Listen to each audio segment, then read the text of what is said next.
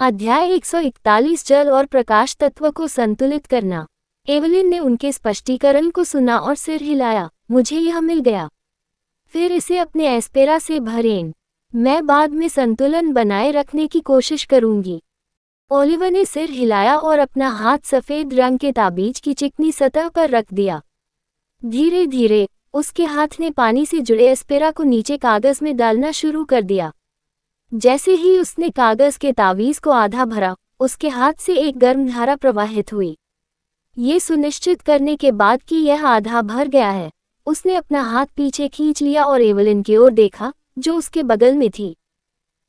उसके संकेत को देखते हुए वह ताबीज के पास गई और अपनी हथेली कागज के ऊपर रख दी। अपनी आंखें बंद करके उसने अपने शरीर के अंदर प्रकाश युक्त एस्पेरा को कागज के ताबीज में घुमाया। धीरे धीरे पहले से ही आधे भरे ताबीज को भर दिया। जब उसने तावीज को अपने एस्पेरा से भर दिया तो वह उसके अंदर की सर्किट को महसूस कर सकती थी। उसके प्रकाश युक्त एस्पेरा ने पहले से मौजूद एस्पेरा के साथ प्रतिक्रिया करना शुरू कर दिया था। इस कार्य के लिए फोकस और नियंत्रण के नाजुक संतुलन की आवश्यकता थी, तत्वों के बीच सामंजस्य जिसे हासिल करना मुश्किल था। वह ताबीज के भीतर ऊर्जाओं के सूक्ष्म धक्का और खिंचाव को महसूस कर सकती थी, जैसे कि एक रस्सी पर संतुलन बनाने की कोशिश करना जहां थोड़ी सी भी चूक विफलता का कारण बन सकती है।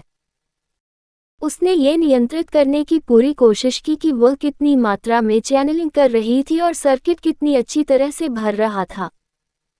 आखिरकार, उसके एस्पेरा की अधिक मात्रा तावीज पर मौजूद सभी चीज़ों को नष्ट कर सकती है।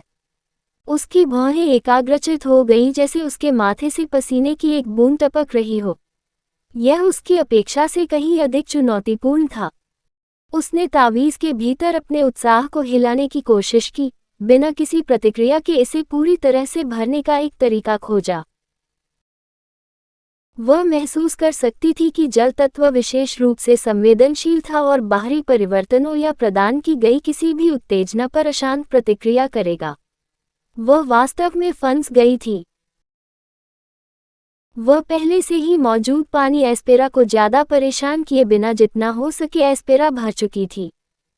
लेकिन अब उसे लगा कि अगर उसने और अंदर भेजा तो बड़ी प्रतिक्रिया होगी। इस प्रकार वह धीरे धीरे अपने उत्साह को हिलाने की कोशिश कर रही थी जिसे उसने पहले ही ताबीज में भेज दिया था।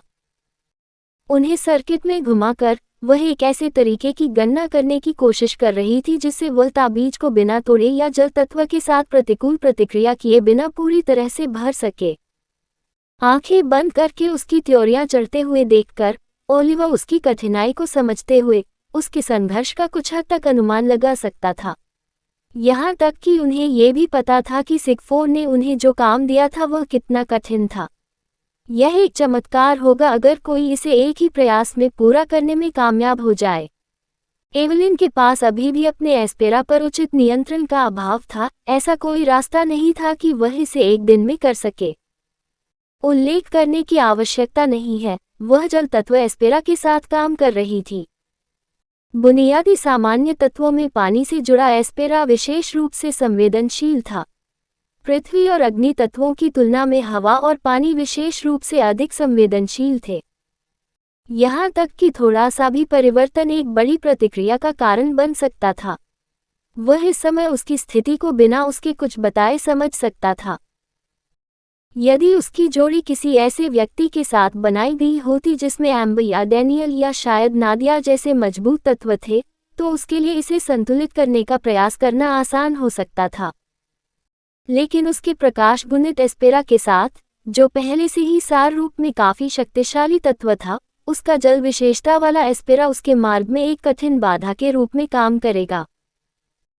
प्रकाश तत्व निश्चित रूप से मूल तत्वों पर तुरंत प्रभुत्व स्थापित करने का प्रयास करेगा, इसलिए उसका मुख्य कार्य शक्ति को नियंत्रित करना और उसे जल तत्व पर हावी होने की कोशिश करने से तुरंत रोकना था।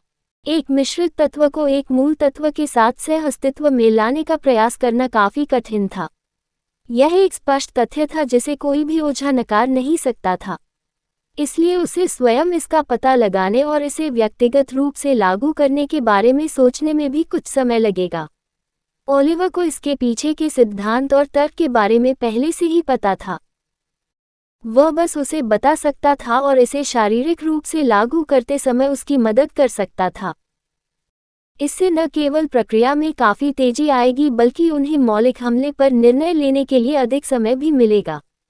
लेकिन उनका ऐसा कोई इरादा नहीं था। वास्तव में, वह चाहता था कि वह अपना अधिक से अधिक समय स्वयं समाधान निकालने में लगाए। इससे उसे अपनी आलोचनात्मक सोच कौशल विकसित करने में मदद मिलेगी और साथ ही उसे उसके संपर्क में आने के लिए अधिक समय मिलेगा। ये बस एक पत्थर से दो पक्षियों को मारने जैसा था। साथ ही, अगर वह समय समय पर उसकी इस तरह मदद करता रहा, तो अंत में वह केवल उसके स्वयं के विकास में बाधा डालेगा और चीज़ों को पहले से कहीं अधिक खराब कर देगा। दरार। जिस ताबीज पर वह एस्पेरा लगा रही थी उसमें दरारों के लक्षण दिखाई देने लगे तो एक तेज चटकने की आवाज़ गूंज उठी। कागज़ में स्पष्ट दरारें पड़नी शुरू हो गई थी जैसे कि वह कोई चट्टान हो जो धीरे धीरे टूट रही हो। अरे नहीं! एवलिन थोड़ा घबरा गई क्योंकि उसने ताबीज पर नियंत्रण खो दिया। इससे पहले कि वह कुछ कर पाती, आसपास के वातावरण में एक जोरदार गड़गड़ाहट की आवाज़ गूंजी, क्योंकि ताबीज ने अपनी सारी संग्रहित ऊर्जा को बाहर निकाल दिया। बूम! ताबीज ने अंदर की सारी अत्यधिक ऊर्जा को बाहर निकाल दिया और एस्पेरा की गर्म लहर के साथ बाहर निकल गया, जिससे उसे अत्यधिक बल के कारण पीछे की ओर पीछे हटने के लिए मजबूर होना पड़ा। अचानक हुए विस्फोट और उसके चेहरे के सामने विस्फोट की निकटता के कारण उसका चेहरा सामान्य रूप से काला पड़ गया होगा। हालांकि, जैसे ही धुआं शांत होने लगा, उसने धीरे से अपनी आंखें खोली और अपने चेहरे के सामने एक विशाल पानी की दीवार को तैरते हुए देखा। अपना चेहरा बगल में झुकाते हुए, उसने ओलिव को अपनी हथेली उसकी दिशा की ओर देखते हुए देखा। उसने वाटर बैरियर का इस्तेमाल किया। उसने सोचा जब उसने वाटर शील्ड पर नज़र डाली, उसके चेहरे के सामने पानी की एक दीवार थी। वह चमकीला नीला था। इस पानी की दीवार ने उसका मुंह काला होने से बचा लिया था। उसने पानी की दीवार को धीरे धीरे आकार में बदलते हुए देखा, ऐसे हिल रही थी मानो उसे पानी की दीवार के आकार को बनाए रखने में कठिनाई हो रही हो। उसने छोटे विस्फोट के प्रभाव को अवशोषित करने के बाद उसके सामने जमीन पर टपकने से पहले उसे ढहते हुए देखा। धन्यवाद, वह फुसफुसाई, अब थोड़ी शर्म महसूस कर रही थी कि उसने गलती कर दी है। उसका चेहरा गर्म हो गया और उसके गालों पर लाल लाली आ गई। उसे ताबीज में सीधे विस्फोट करने और नियंत्रण खोने की उम्मीद नहीं थी। वह उम्मीद कर रही थी कि ताबीज पर नियंत्रण उतना आसान होगा जितना तब था जब वह इसे व्यक्तिगत रूप से कर रही थी। हालांकि, उसने इसे गलत समझा था। ऐसा लगता था कि पहले ये केवल इसलिए आसान था क्योंकि वह तावीज़ की ओर पूरी तरह से प्रकाश युक्त एस्पेरा की आपूर्ति कर रही थी और इससे सर्किट में कोई बाधा नहीं आ रही थी। लेकिन अंत में, जब एस्पेरा को लागू करने और संतुलित करने की बात आई तो अंतर बहुत बड़ा था। इतना बड़ा कि उसे यकीन ही नहीं हुआ। अपने सभी प्रयासों के बावजूद, वह प्रवाह को नियंत्रित करने में सक्षम नहीं थी और अंत में उसने इसे खो दिया, जिससे इसे परिवर्तन हुए। हाँ, ये सचमुच कठिन था। सावधान रहें, अगला नंबर आपका है। उसने अपना सिर हिलाया और उसे चेतावनी दी। एक और ताबीज निकालकर, उसने उसे अपने प्रकाशयुक्त एस्पेरा से आधा भरना शुरू कर दिया।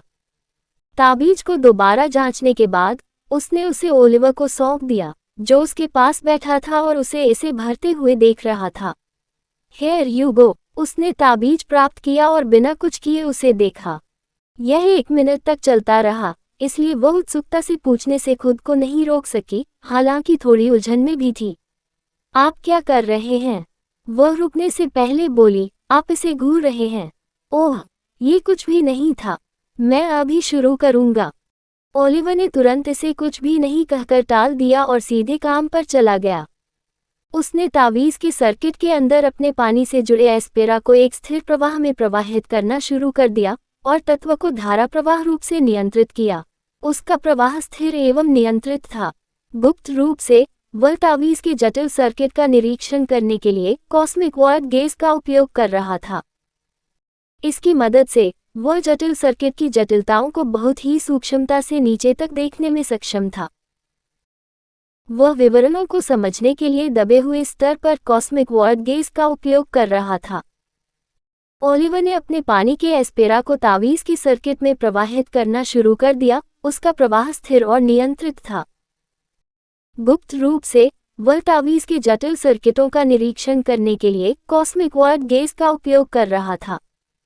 इस क्षमता ने उन्हें जटिल पैटर्न को विस्तार से देखने की अनुमति दी, जिससे उन्हें एक महत्वपूर्ण लाभ मिला। उन्होंने इसका उपयोग सावधानी से किया, उसी तरह जैसे उन्होंने कबीले के बाजार में आपूर्ति खरीदते समय किया था।